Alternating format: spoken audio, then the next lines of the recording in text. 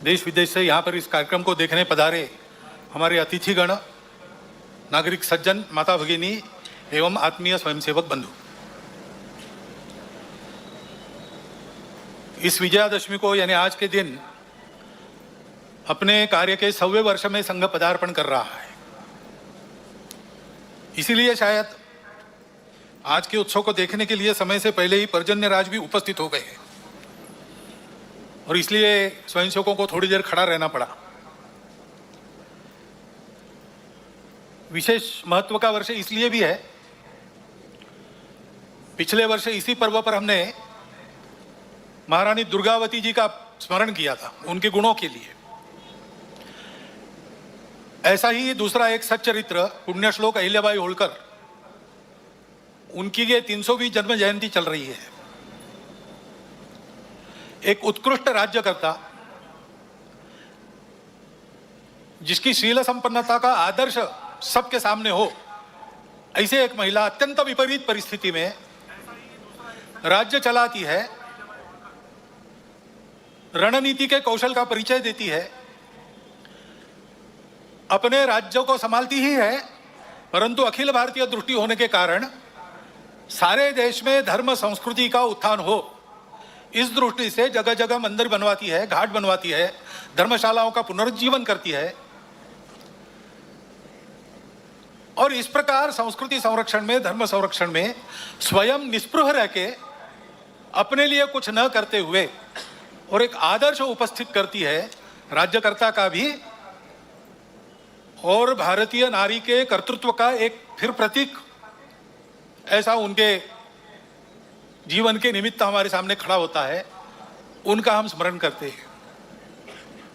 ऐसे ही स्वामी महर्षि दयानंद सरस्वती का 200वां जन्म जयंती का वर्ष चल रहा है।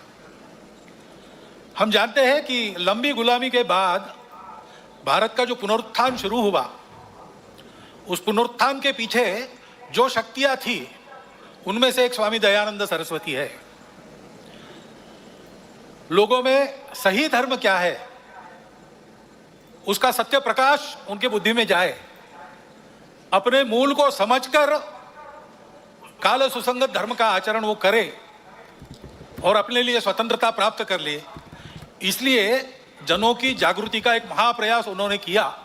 उसकी प्रेरणा में से आगे चल के भारत के जीवन के सभी क्षेत्रों में कई प्रकार के आंदोलन भी हुए।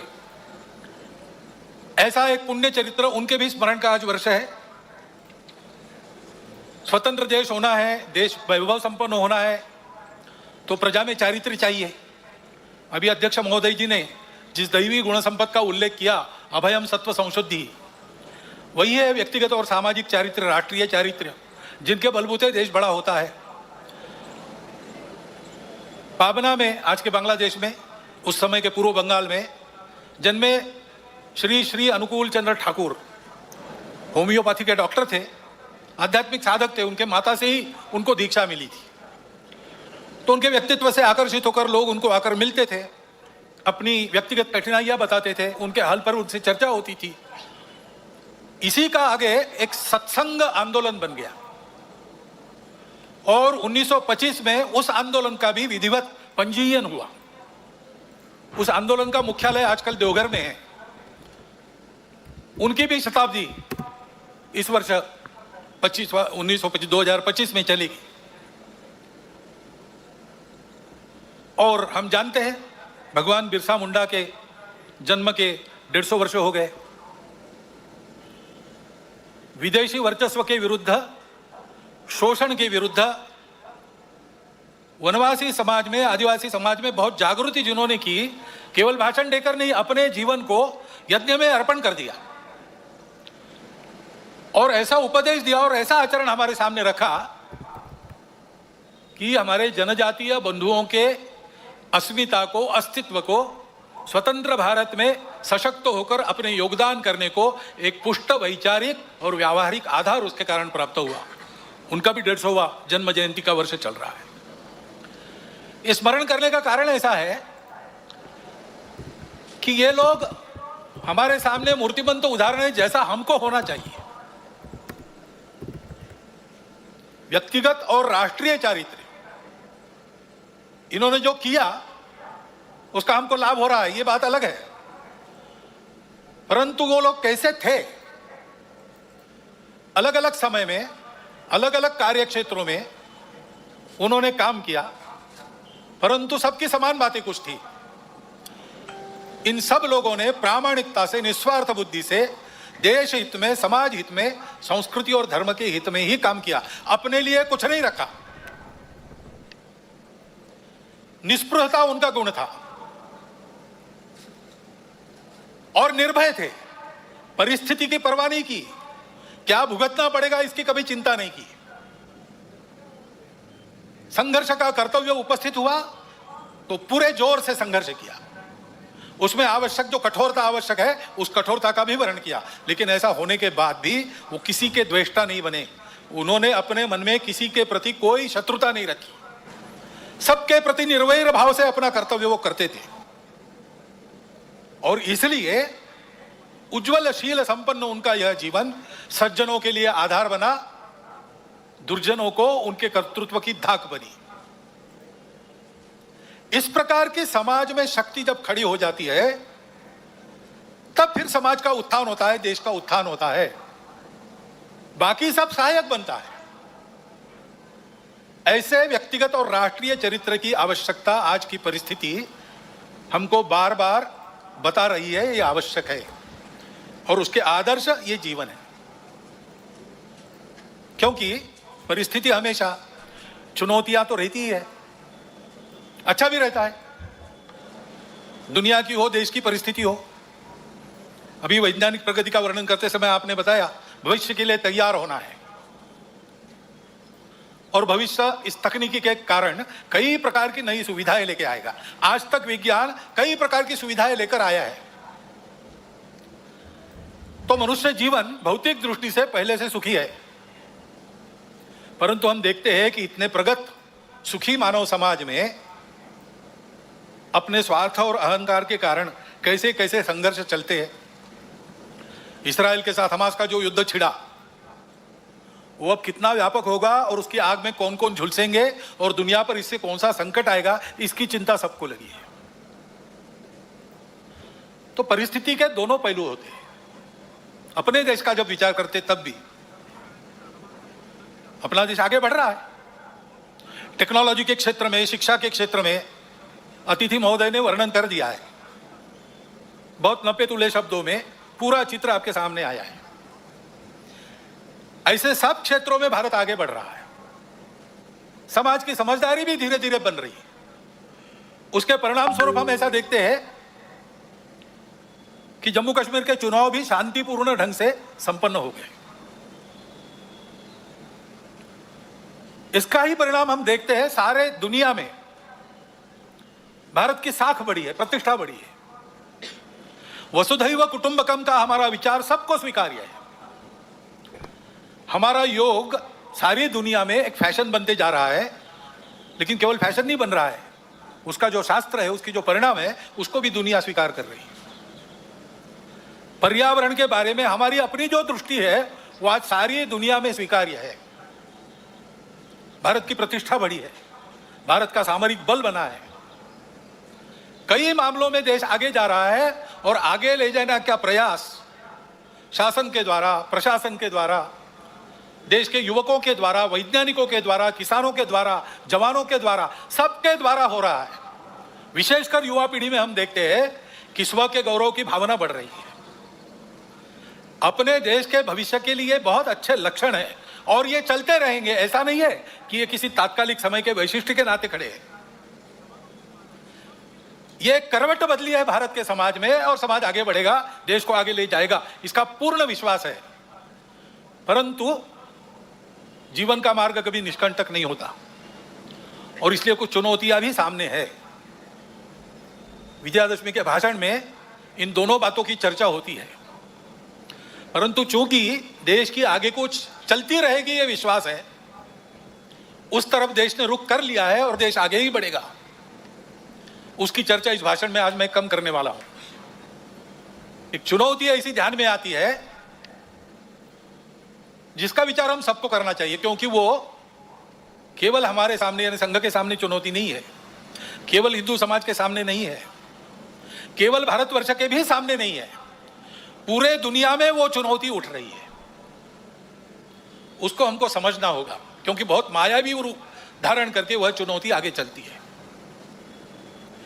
इसलिए उसकी चर्चा करना मुझे आवश्यक लगता है। भारत आगे बढ़ रहा है, लेकिन भारत आगे न बढ़े ऐसा चाहने वाली शक्तियां भी दुनिया में है, जिनके निहित स्वार्थ मार खाते हैं भारत के प्रमुखत्व के कारण। वो अपेक्षा तो यही है कि उनका विरोध होगा, तरह तरह की चालें वो चलेंगे, भारत को दबाने का, एक विशिष्ट मर्यादा के अंदर ही बढ़ने देने का प्रयास करेंगे। वैसा हो भी रहा है, क्योंकि आखिर अभी तक भारत छोड़कर बाकी विश्व ने अपने स्वार्थ की बलि देकर भी दुनिया को बड़ा करने का मार्ग पकड़ा नहीं है। हम ये करते हैं, आज भी कर रहे हैं, सबको मदद करते हैं। हमारी शत्रुता करने वालों को भी आवश्यकता में मदद करने वाले हम हैं। शांति रहे इसलिए अपने हितों का बलिदान भी हमने कई बार किया है और करते हैं।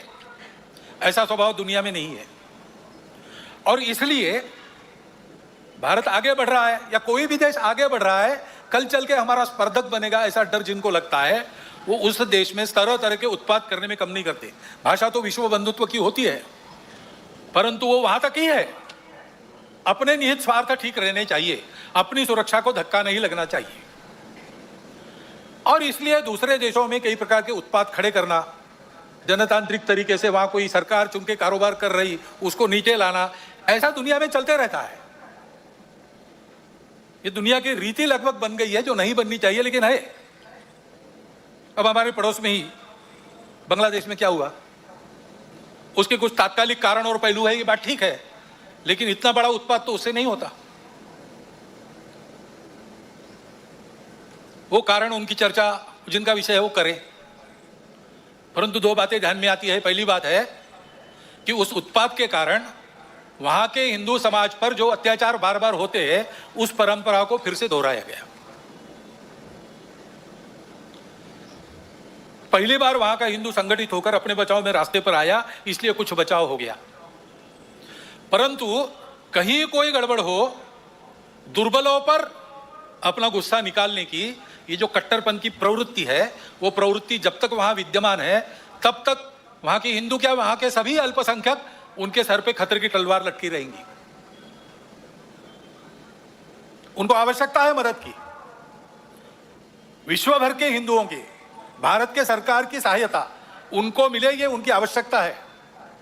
परंतु इससे ये ध्यान में आता है, और ये ध्यान में आना चाहिए, हिंदू समाज के भी ध्यान में आना चाहिए कि दुर्बल रहना अपराध है। हम अगर दुर्बल है, असंगठित है, तो उसका मतलब हम अत्याचार को निमंत्रण दे रहे हैं। निमित्त कुछ नहीं चाहिए, हम दुर्बल है, यह निमित्त पर्याप्त है। और इसलिए जहां कहीं भी हम हैं, वहां संगठित रहना, सशक्त रहना, किसी से शत्रुता नहीं करना, हिंसक नहीं बनना, योगदान देने वाले बनना, परंतु इसका अर्थ दुर्बल रहना नहीं, अशक्त रहना नहीं। इसको हमको करना ही पड़ेगा। लेकिन दूसरी बात है हमारे सबके ध्यान देने की। अब वहां चर्चाएं ऐसी चलती है बांग्लादेश में कि भारत से हमको खतरा है, और भारत से खतरा है इसलिए पाकिस्तान को साथ लेना चाहिए, वही हमारा प्रामाणिक मित्र है, और दोनों मिलके, क्योंकि उनके पास न्यूक्लियर वेपन्स है, हम भारत को रोक सकते हैं। जिस बांग्लादेश के निर्माण में भारत की पूरी सहायता हुई, जिस बांग्लादेश के साथ भारत ने अब तक कोई वैरभाव रखा नहीं, आगे भी नहीं रखेंगे, उस बांग्लादेश में ये चर्चाएं हो रही है। ये चर्चाएं कौन करा रहा है? ऐसे वर्णन, नैरेशंस वहां पर चले, ये किन किन देशों की हित की बात है, ये तो देखने वाले, सोचने वाले समझते हैं, नाम लेने की आवश्यकता नहीं। हमारे देश में भी ऐसा हो, ये इच्छा है, क्योंकि भारत बड़ा बनेगा तो सब स्वार्थ की दुकान तो बंद हो जाएंगी, और इसलिए भारत का सामर्थ्य न बने, ऐसे उद्योग चल रहे हैं। Deep state, wokeism, cultural Marxism, ऐसे शब्द चर्चा में बहुत है। पिछले साल भी मैंने उल्लेख किया था। कुछ लोगों ने कहा था कि अपने यहाँ तो है ही नहीं। ऐसा नहीं है, अपने यहाँ है, बहुत पहले से है। क्योंकि केवल भारत नहीं, सभी सांस्कृतिक परंपरा के विरुद्ध ये विचार जाता है। परंपरा से दुनिया में कहीं भी कोई भी समाज जीवन में जो मंगल है, भद्र है ऐसा मानता है, उसको ध्वस्त करना ये इनके कार्य प्रणाली का अंग है।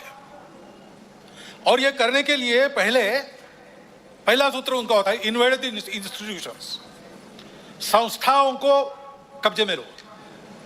शिक्षा संस्थान है, विद्यापीठ है, शिक्षा व्यवस्था है, माध्यम है, बौद्धिक जगत है, इन सब पर अपनी पकड़ कायम करके उनके द्वारा समाज में विचारों की विकृति का प्रसार करना, विचारों को बिगड़ना, अपनी परंपरा के प्रति, अपने स्वत्व के प्रति अश्रद्धा से उत्पन्न करना, हम ही अपने लोगों को गाली दे, हम ही अपने बातों को तुच्छ माने, उनकी लज्जा करें, इस प्रकार का वातावरण पैदा करना।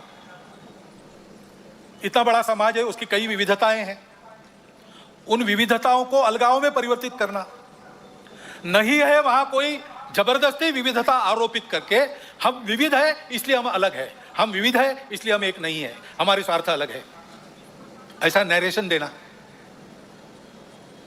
इतना बड़ा समाज है, छोटी मोटी समस्याएं सबकी रहती है, बड़ी समस्याएं भी रहती है। समाज की स्थिति में सब कुछ ठीक ही रहता है ऐसा नहीं, सुधारने का भी बहुत कुछ होता है, तो कई अन्याय चलते रहने वाले रहते हैं। इन सबको लेकर एक असंतोष उत्पन्न करना, संघर्ष उत्पन्न करना, टकराव की स्थिति उत्पन्न करना, लोगों को उग्र बनाना, व्यवस्था, कानून, सत्ता, प्रशासन, इन सब के प्रति अश्रद्धा, अनादर का व्यवहार सिखाना, इससे उस देश पर बाहर से वर्चस्व चलाना आसान होता है। पहले जैसा आपस में युद्ध करना अब आसान नहीं है। अब युद्ध इस प्रकार से होता है, इसको मंत्र विप्लव कहते हैं अपने परंपरा में। ऐसा मंत्र विप्लव चल रहा है और ऐसी भ्रम की स्थिति में उनको देश के अंदर भी कभी बार साथी मिल जाते हैं, जाने अनजाने।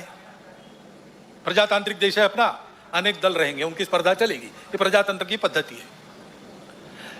लेकिन समाज में ये अलगाव, टकराव देश की एकता, एकात्मता, देश के वैभव संपन्न होने के प्रयास से बड़े बन गए, अथवा दलों के स्वार्थ समाज की सद्भावना और राष्ट्र की एकात्मता को गौण बनाकर चलाए गए, तो फिर किसी एक का पक्ष लेके उनके पीछे खड़ा रहना, खुद मैदान में नहीं आना। अल्टरनेट पॉलिटिक्स ऐसा कहते हैं, पर्यायी राजनीति, उसके आड़ में अपना ये एजेंडा और ये पद्धतियां चलाती है। और ये मैं कोई कॉन्स्पिरेसी थियरी नहीं बता रहा हूं, पुस्तकें निकल रही है पाश्चात्य देशों से वहां की परिस्थिति के बारे में। पाश्चात्य जगत के अनेक प्रगत देशों में इस मंत्र विप्लव के परिणाम स्वरूप जीवन की स्थिरता, शांति और मांगल्य संकट में पड़ा हुआ उनको अनुभव होता है, हमको भी दिखाई देता है। भारत के चारों ओर, विशेषकर सीमावर्ती प्रांतों में इस प्रकार के कारस्थानों के चलते क्या क्या हो रहा है हम देख सकते हैं। समय पर हमको जागना है। हमारा देश सांस्कृतिक एकात्मता के अधिष्ठान पर खड़ा है। अंडरलाइंड कल्चरल यूनिटी, ऐसा हमारे संविधान निर्माताओं ने भी अन्यत्र भाषणों में कहा है।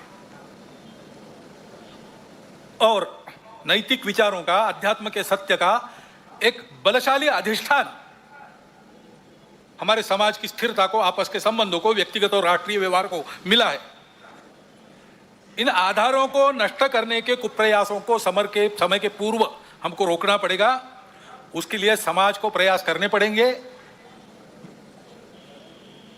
एक ऐसा राष्ट्रीय नैरेटिव चलाना पड़ेगा, उसके लिए योजना बनानी पड़ेगी। कानून संविधान की मर्यादा में रहते हुए, अपने सांस्कृतिक अधिष्ठान पर पक्का रहते हुए हमको इसकी योजना बनानी पड़ेगी, क्योंकि समाज को सुरक्षित रखने के लिए इसी का उपयोग होगा। संस्कारों का क्षरण इन विभेदकारी ताकतों को पुष्ट करता है, और वो बलवान होती है तो वो भी संस्कारों के क्षरण का कारण बनती है। और हम देख रहे हैं कि भारतवर्ष में इस प्रकार का मनोवचन कर्मों पर कुप्रभाव निर्माण हो रहा है, क्योंकि अब कोई बात छिपी रहती नहीं, मीडिया सर्वत्र पहुंचता है।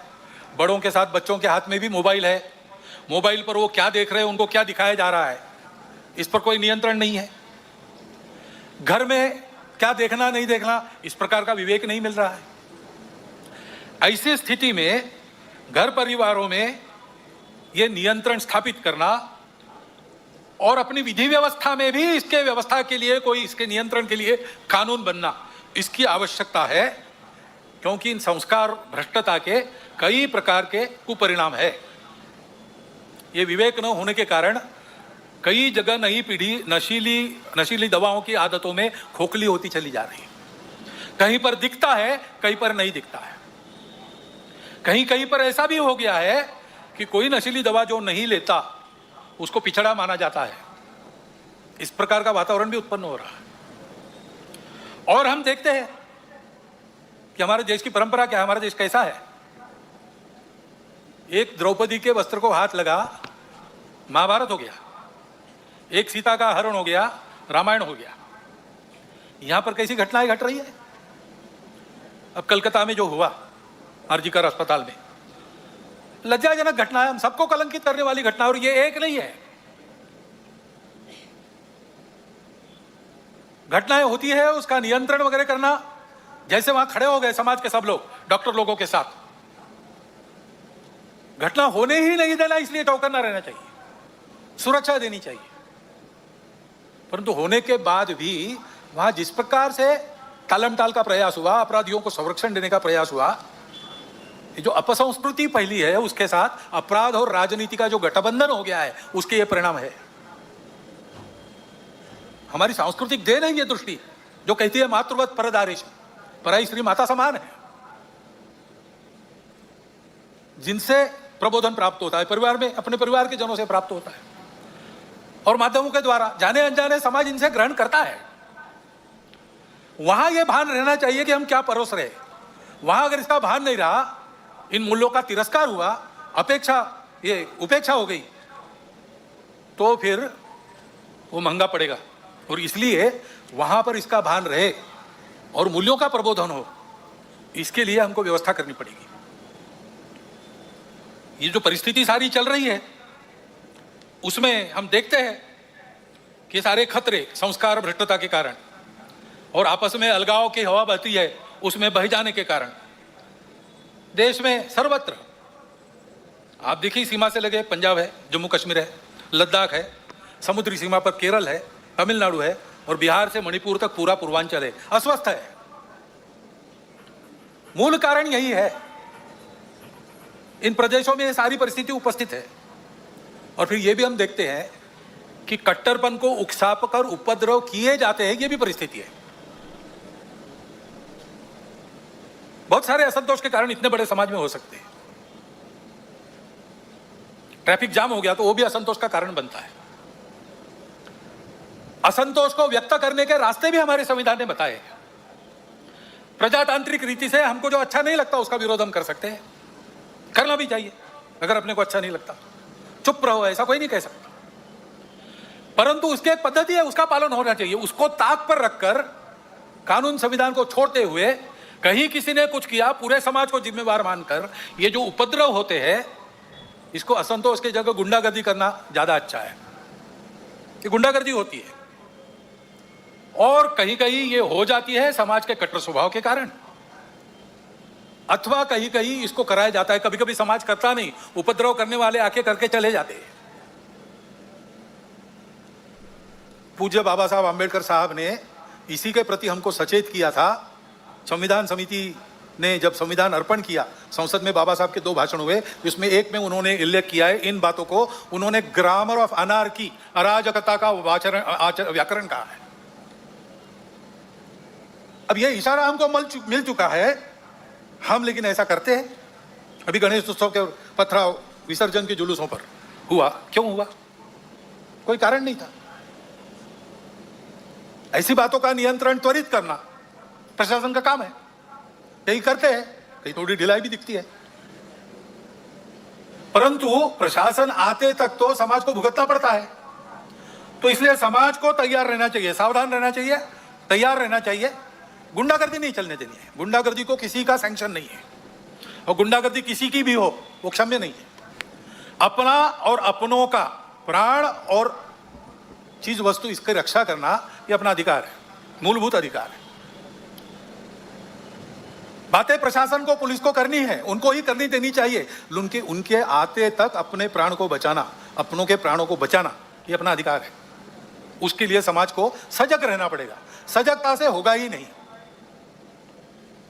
हो गया तो सन्नद्ध भी रहना पड़ सकता है। भाई वर्णन सारा किसी को लड़ाने के लिए नहीं कर रहा हूं, डराने के लिए भी नहीं कर रहा हूं। ये परिस्थिति है, दूसरी भी है, अच्छी परिस्थिति भी है, अच्छी बातें भी हो रही। हमको इस परिस्थिति में से जाना है, और इसलिए क्योंकि हम सबकी इच्छा है अपना देश एकात्म हो, सारे झगड़े समाप्त हो, अपना देश बड़ा बने, सबकी इच्छा है, सबका कर्तव्य भी है। और इसलिए समाज की एक विशिष्ट प्रकार की स्थिति चाहिए, विशिष्ट दिशा में प्रयासों की आवश्यकता रहती है। समाज स्वयं जगता है, अपना पुरुषार्थ करता है, तब महापुरुष, संगठन, संस्थाएं, प्रशासन, शासन, ये सब सहायकारी होते हैं। समाज की स्वस्थ स्थिति से सारे उपद्रव टल जाते हैं। जैसे इम्यूनिटी कम होने के बाद रोग आते हैं, स्वस्थ अवस्था शरीर की ढलती है, बीमारियां बाद में घेरती है, और बीमारियां भी स्वस्थता को नष्ट करती है। और इसलिए यह स्वस्थ अवस्था समाज की सशक्त अवस्था, यानी समाज की संगठित अवस्था है। समाज को सशक्त रहना चाहिए, संगठित रहना चाहिए, क्योंकि दुर्बलों की परवाह देव भी नहीं करते। अश्वम नैव गजम नैव व्याघ्रम नैव च नैव च, बलि किसकी देनी यज्ञ में चर्चा हुई, कहते हैं क्या घोड़े की? नहीं, वो तो लात मारेगा। हाथी? नहीं, बहुत बड़ा है। शेर? नहीं बाबा, वो तो बिल्कुल नहीं। फिर किसको? तो बकरे को काटो, कुछ नहीं कर सकता। देवो दुर्बल घातकम। और इसलिए इस स्वस्थता को, संगठित को उत्पन्न करने के लिए संपूर्ण समाज में कुछ विषय हम शताब्दी वर्ष के पश्चात ले जाएंगे। अभी 1.25 साल शुरू हुआ है, वो पूरा होगा 1925 में। उसके बाद साल भर शताब्दी वर्ष का कुछ चलेगा। उसके बाद समाज में हम विषय लेने जाने वाले हैं। समाज के स्वस्थ स्थिति की पहली शर्त है सामाजिक समरसता और सद्भावना। इसके बिना संगठन संभव नहीं। और इसलिए इन बातों को ले जाना है। लेकिन ये बात ले जानी है, कार्यक्रम ले जाने से नहीं होता। कुछ प्रतीकात्मक कार्यक्रम कर लिए तो समरसता सद्भावना नहीं आती है। व्यक्तिगत स्तर पर, पारिवारिक स्तर पर काम करना पड़ता है। समाज के सभी वर्गों में व्यक्तियों की और कुटुंबों की मित्रता होनी चाहिए। मैं जितने दायरे में घूमता हूं, फिर काम करता हूं, वहां के सब प्रकार के रहने वालों में मेरे मित्र होने चाहिए। मेरे परिवार के मित्र कुटुंब वहां सब प्रकार के रहने वालों में होने चाहिए। भाषा विविध है, पंथ संप्रदाय विविध है, खान पान रीति रिवाज सब अलग अलग होने के बाद भी ये कुटुंबों की और व्यक्तियों की मित्रता, यही समाज में समरसता लाती है। प्रबोधन करने के लिए बाकी सब काम आता है, आचरण करने के लिए ये प्रत्यक्ष मित्रता चाहिए। और जहां जहां लोगों को समझाना संभव है, अपनी इतनी साख है, वहां समझा के पर्व त्योहार सबके होने चाहिए। ये विषमता इतनी विचित्र हो गई कि हमने अपने संतों को, देवों को, सबको बांट लिया। वाल्मीकि जयंती वाल्मीकि बस्ती में क्यों हो?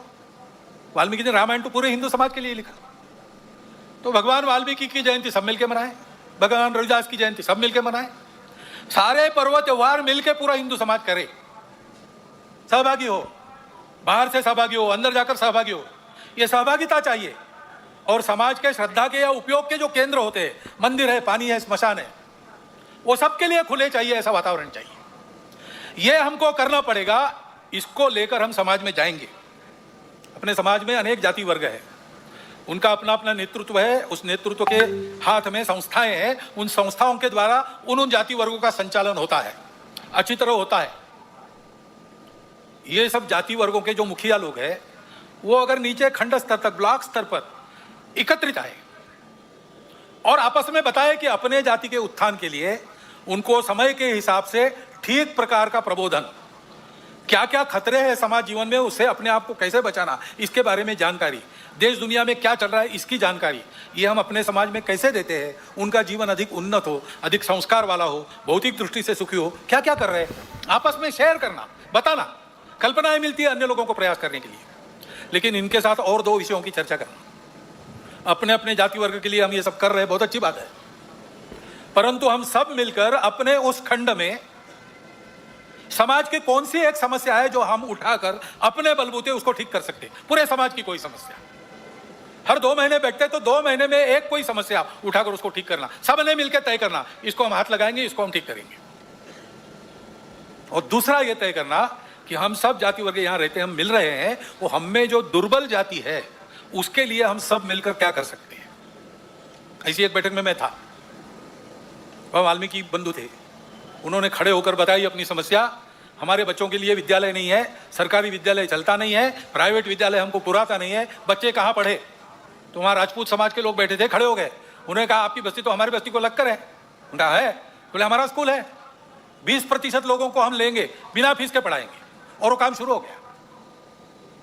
समाज में विभिन्न जाति वर्गों के लोग बैठकर नियमित इन 3 विषयों का विचार अगर करते हैं तो समाज में सद्भावना नहीं रहेगी तो क्या रहेगा, और कौन उस सद्भावना को तोड़ सकेगा। क्योंकि सब जानते हैं कि हम अपना भी विचार करते हैं, सबका भी विचार करते हैं, हम सब एक दूसरे से लगे हैं, हमारे संबंध है। ये करना पड़ेगा, इस बात को लेकर हम जाएंगे, और हम आए इसकी राह देखने की आवश्यकता नहीं, जहां हो सकता है वहां शुरू होना चाहिए। दूसरा विषय सामने आता है, जागतिक समस्या है, पर्यावरण की। सारी दुनिया त्रस्त है, एक बड़ा प्रश्न चिन्ह चिंतकों के सामने है, सृष्टि रहेगी कि नहीं रहेगी, और अपने देश में भी उसका अनुभव हो रहा है। हम देखते हैं हमारे यहां पर तरह तरह के उत्पाद हो गए, ऋतु विचित्र बन गई, कभी भी आती है, और जब आती है तब फूट पड़ती है। वर्षा नहीं होगी तो मुंह तक में छाले पड़ जाएंगे, इतनी गर्मी, और होगी तब छालों सहित सबको बहा ले जाएंगे। ये विचित्र तीव्रता ऋतुओं की उत्पन्न हो गई है। ये सब होता है, इसका कारण क्या है?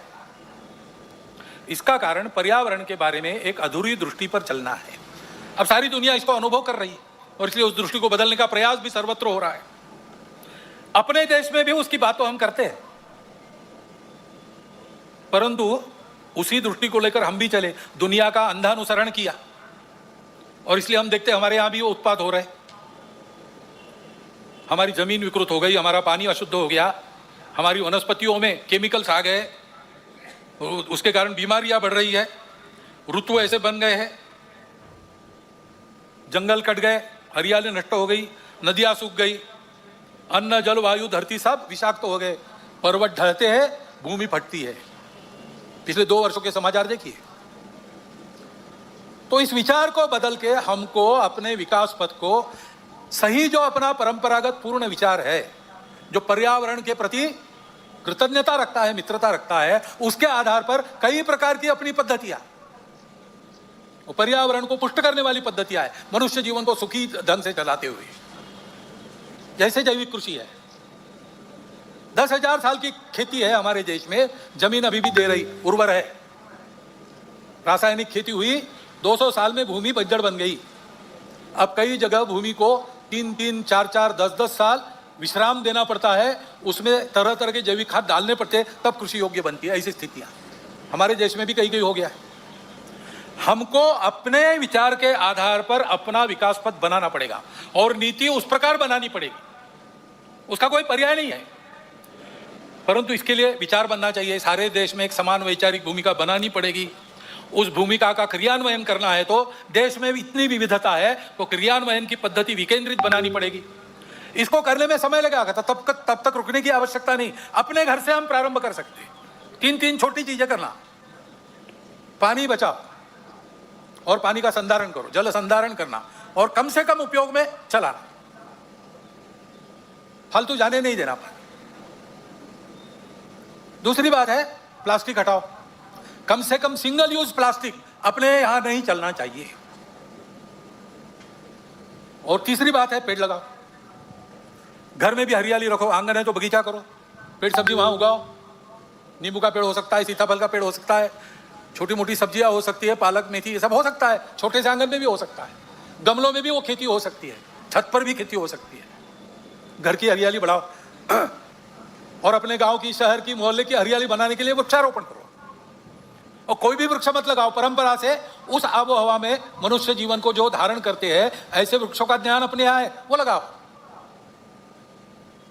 कई पेड़ हमने फैशन के नाते लगाए, विदेशों से आयात करके लगाए, अब उनको काटने की आज्ञा सरकार दे रही है, क्योंकि उसके कारण मदनपल्ली गया था, कुछ पेड़ लगे थे, ये पेड़ काटने को कहा है सरकार ने। क्यों कहा है भाई? अच्छे तो घने पेड़ है, इस पर पंछी नहीं बैठता, और इसकी हवा में आने वाले को विकार होते हैं, विषारी हवा है, ऐसे पेड़ हम क्यों लगाए? हमारे यहाँ पेड़ है परंपरा से, नीम का पेड़ इतना गुणकारी है, ऐसे पेड़ है। वृक्षारोपण करना, ये करते हैं तो नीतिगत प्रश्नों के संबंध में हल करने में जो समय लगेगा, विलंब होगा, उस बीच नुकसान तो कम होगा या थम जाएगा, यह हमको करना चाहिए। दूसरी बात आती है संस्कार क्षरण की चर्चा हमने की। संस्कार शिक्षा से मिलते हैं। शिक्षा 3 जगह से होती है। एक अपना घर है, घर में सांस्कृतिक मूल्यों का प्रशिक्षण होता है, घर के वातावरण से, घर के लोगों के आचरण से। ये जो कहा मैंने, मातृवत परदारेषु परद्रव्येषु लोष्टवत आत्मवत सर्वभूतेषु, आज की हवा बिल्कुल उल्टी चलती है ना। तुम ही सब कुछ हो, इंडिविजुअलिज्म। यहां कहते हैं आत्मवत सर्वभूतेषु। मेरे जैसे सब लोग हैं, जिससे मुझे खराब लगता है दूसरों के साथ नहीं करूंगा। पैसा शॉर्टकट से नहीं लूंगा, पसीने का कमाऊंगा वही खाऊंगा। दूसरों का पैसा मिट्टी का ढेला है मेरे लिए। परद्रव्येषु लोष्टवत और मातृवत परदारेषु। ये प्रशिक्षण कहां होता है? सबसे पहले अपने घर में होता है, बचपन से होता है। घर का वातावरण वैसा करना, घर के सब लोगों को वैसा व्यवहार रखना चाहिए, अपने कुटुंब में इसकी चर्चा करते रहनी चाहिए, वैसा वातावरण बनाना चाहिए। शिक्षा नीति में ये आना चाहिए। नई शिक्षा नीति में इसका प्रयास चल रहा है, परंतु वो जो कॉलेज स्कूल में शिक्षा मिलती है, यानी प्रबोधन होता है, भाषण होता है, पढ़ना होता है, सुनना होता है, केवल उससे नहीं होता, देखना भी होता है। शिक्षा में जो पढ़ाया जा रहा है उसका मूर्तिमंत उदाहरण शिक्षक प्राध्यापक होने चाहिए। वहां से प्रारंभ करना पड़ेगा, उनके प्रशिक्षण का कोई तरह का ढूंढना पड़ेगा। लेकिन ये ध्यान रखना, शिक्षा तो बाद में आती है। आयु के 3 साल से लेकर 12 साल तक की घर के वातावरण से और घर में होने वाले संवाद से मनोभूमिका बनती है, आदमी उसी दिशा में आगे बढ़ता है। इसलिए घर और ऐसे शिक्षा संस्थान, उसके साथ साथ सामाजिक वातावरण, समाज में जिनको देखकर लोग चलते हैं, यद्यदाचरति श्रेष्ठ तत्तदेवेतरो जना महाजनो येन गतस्स पंथा, कई उक्तियां हैं। समाज के प्रमुख लोग जैसा चलते हैं वैसा सब लोग करते, विचार करने की झंझट में नहीं पड़ते, उनकी वो क्षमता नहीं, वो समझते भी नहीं। तो जिनको बड़ा माना जाता है, जो लोकप्रिय है, जो प्रभावी है, वो जैसा कहेंगे करेंगे, वैसा कहते करते हैं लोग। उनको ये चिंता करनी चाहिए। समाज के मन को गढ़ने वाले माध्यमों को इसकी चिंता करनी चाहिए कि हमारे करने में से समाज की धारणा करने वाले, समाज में भद्रता मांगल्य कायम रखने वाले मूल्यों का पोषण होना चाहिए। कम से कम उसको धक्का लगे ऐसा कुछ नहीं करना चाहिए। जिस प्रकार की बातें आती है ओटीटी प्लेटफॉर्म्स वगैरह पर, बताना भी अभद्रता होगी, इतना बीभत्स होता है। और इसलिए मैंने कहा कि इसका कानून से भी नियंत्रण होने की आवश्यकता है, बहुत आवश्यकता है। जो संस्कार भ्रष्टता था, एक बड़ा कारण वो भी है। और इन्हीं संस्कारों का जीवन में प्रकटीकरण जब होता है तो उसका एक दूसरा पहलू है हमारा सामूहिक जीवन, सामाजिक जीवन, नागरिकों का जीवन। हम लोगों को देश में साथ में रहना है। साथ में रहना है तो ठीक से चलना आना चाहिए ना। अभी आपने देखा यहाँ कीचड़ फैला था, उसमें चलना संभव नहीं था, चलते फिसल जाते, ठेला-ठेली होती। चलने का कार्यक्रम रद्द कर दिया, क्योंकि बाजार में चलना अलग बात है, वहाँ कोई किसी का रहता नहीं, अपना अपना काम करने आता है, चले जाता है, तो भीड़ रहती है, ठेला-ठेली होती है, सब होता है। लेकिन ठीक से चलना है तो मिलके चलने का शास्त्र रहता है, मिलके चलने के नियम होते हैं। देशकाल परिस्थिति अनुसार परिवर्तन भी होता है। आज 2 पथ संचलन होने वाले थे, एक करना पड़ा। एक उसमें 6 कतारों में चलने वाला था, सबको 4 में चलना पड़ा, क्योंकि वर्षा के कारण एक परिस्थिति आई। ऐसे परिवर्तन होते रहते हैं, लेकिन अपने समय में जो भी नियम है साथ चलने के, उसका पालन करना चाहिए। नागरिक अनुशासन होता है, कई प्रकार के कर बिल भरने पड़ते हैं, समय पर भरना चाहिए। दीनदयाल जी ट्रेन में जा रहे थे, ट्रांजिस्टर बंद कर दिया, सामने वाले को कहा कि आपके पास ट्रांजिस्टर लगाओ, मुझे वार्ता न्यूज़ सुननी है। सामने वाले ने कहा अभी तो आपने बंद किया आपका, तो मैंने इसलिए बंद किया कि अभी इसका लाइसेंस रिन्यू करना बाकी है, अभी इसका लाइसेंस समाप्त हो गया, रिन्यू करने के बाद मैं लगाऊंगा, तब तक कृपया आपका दीजिए। दीनदयाल जी बड़े व्यक्ति थे, नेता थे, भारतीय जनसंघ के अध्यक्ष थे। वो ये नहीं करते तो उनको कोई कुछ कहता नहीं, लेकिन उन्होंने इसका ध्यान रखा। गलती से एक बार सब्जी वाली को खोटा पैसा चला गया, वापस आए कार्यालय से सारा खुर्दा ढूंढ के खोटा पैसा वापस लिया, खरा पैसा दिया, खोटा पैसा नदी में फेंक कर आए क्योंकि दूसरा कोई उसका उपयोग न करे। ये आचरण, ये समाज के नियम होते हैं, राहदारी के नियम होते हैं। कैसे चलना, कितना स्पीड, लाल बत्ती, हेलमेट, सारी बातें,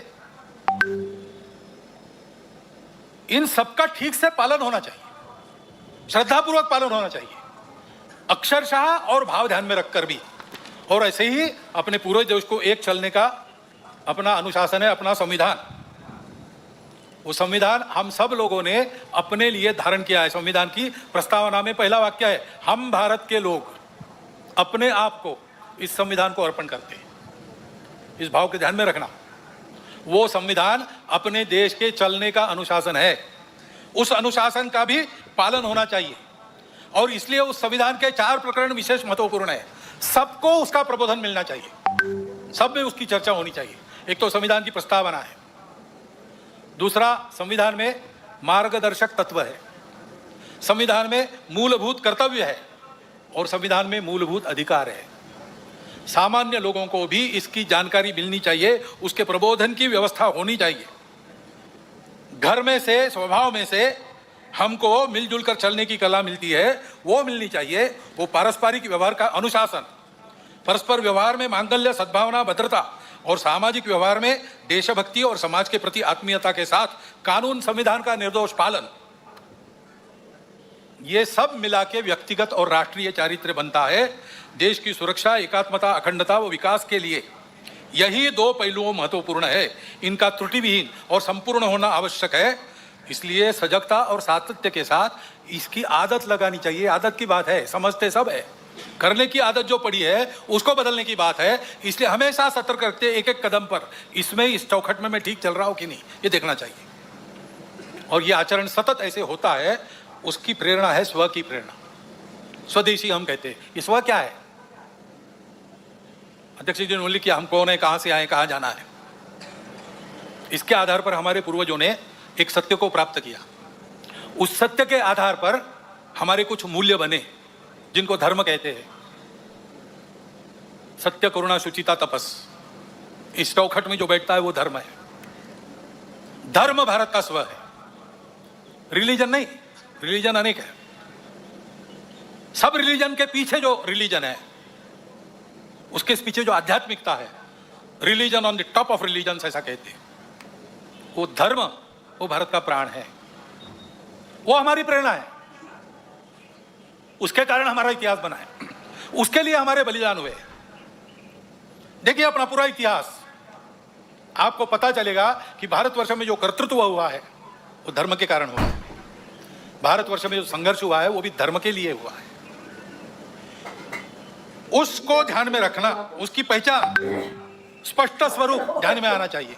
हम कौन है, उसके नाते हम कहे जाते हम सब हिंदू है, क्योंकि उस धर्म को जो शाश्वत है, सनातन है, सृष्टि के साथ अस्तित्व में आया है, सबको है, सबका है। हमने खोजा नहीं है, हमने दिया नहीं किसी को, हमने पहचाना केवल, इसलिए उसको हिंदू धर्म कहते हैं, जो वास्तव में मानव धर्म, विश्व धर्म है।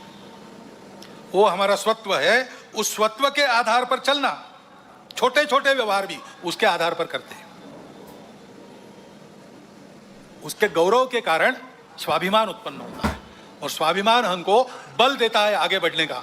और इसलिए उस के आधार पर छोटे व्यवहार भी करना, जो हम अपने घर में बना सकते हैं, बाजार से नहीं लाना। बाजार से लाना है तो इसलिए लाना कि किसी का रोजगार उस पर चलता है। जो अपने देश में बन सकता है, बाहर से नहीं लाना। देश में नहीं बनता, उसके बिना काम चल सकता है, चलाना। बाहर से लाना ही है, जीवन आवश्यक है, देश में नहीं बनता तो ठीक है, फिर लाइए।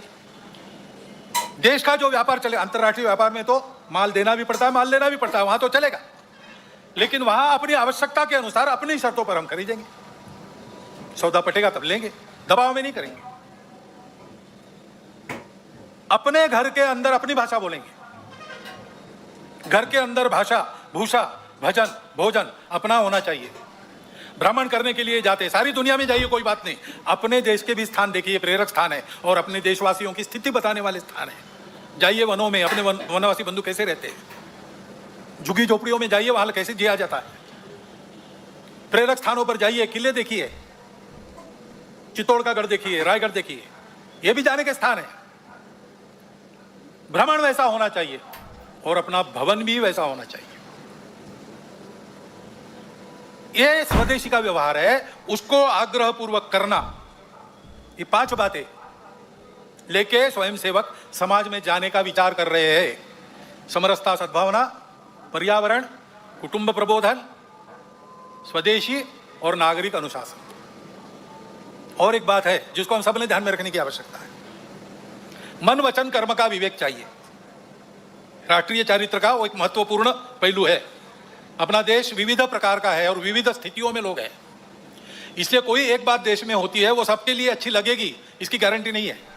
कोई कानून बनता है वो सबको जचेगा, नहीं बता सकते, सबको खुश नहीं कर सकता कानून। तो हमेशा कुछ ना कुछ तकरार रहेगी, शिकायत रहेगी।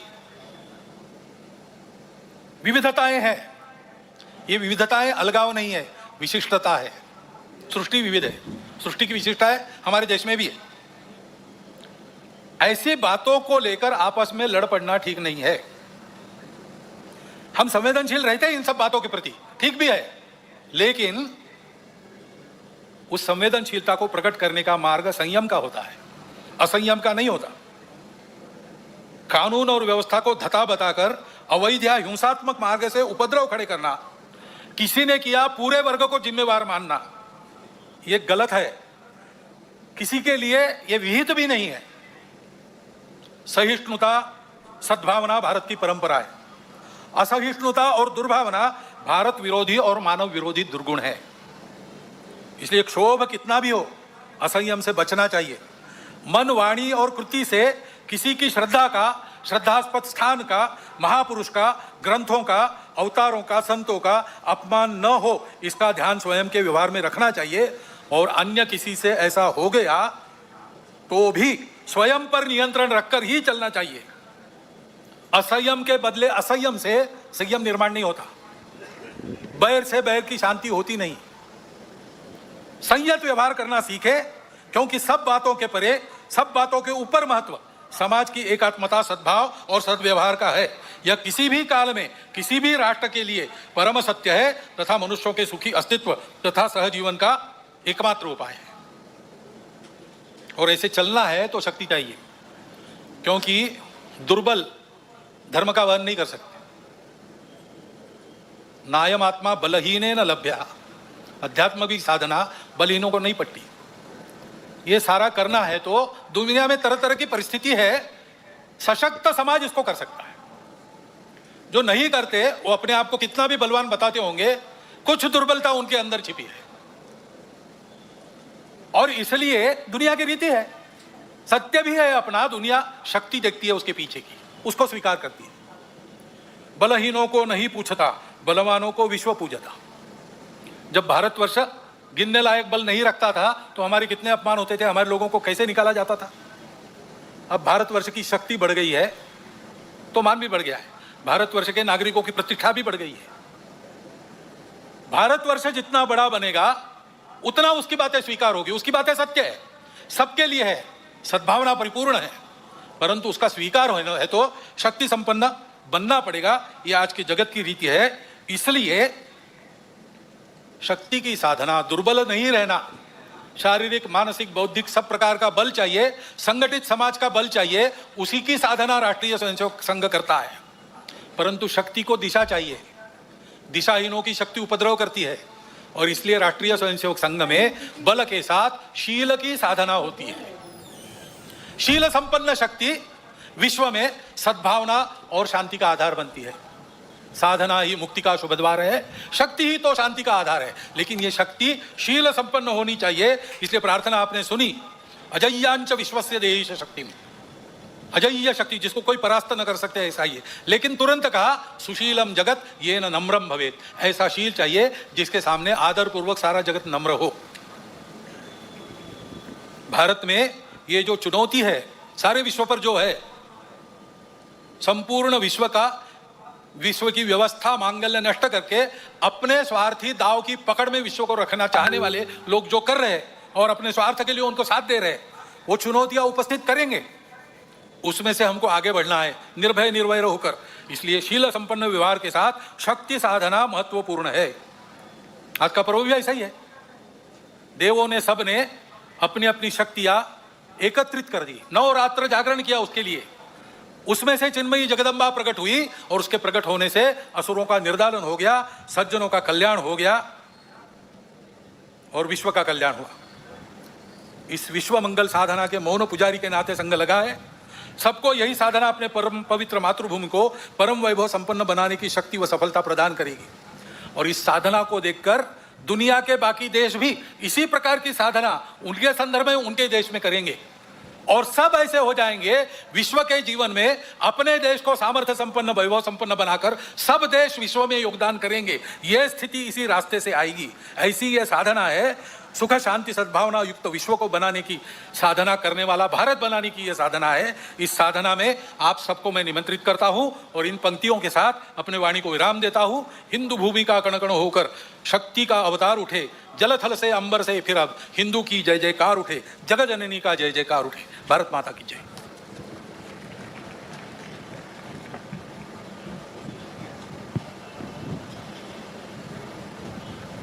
डंडा लेकर खड़े रहेंगे। सावधान, उत्तिष्ठ।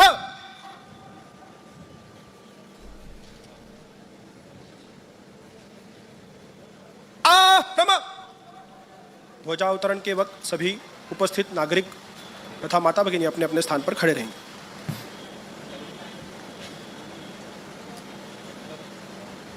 संघ तक्ष ध्वज प्रणाम। 1 2 3।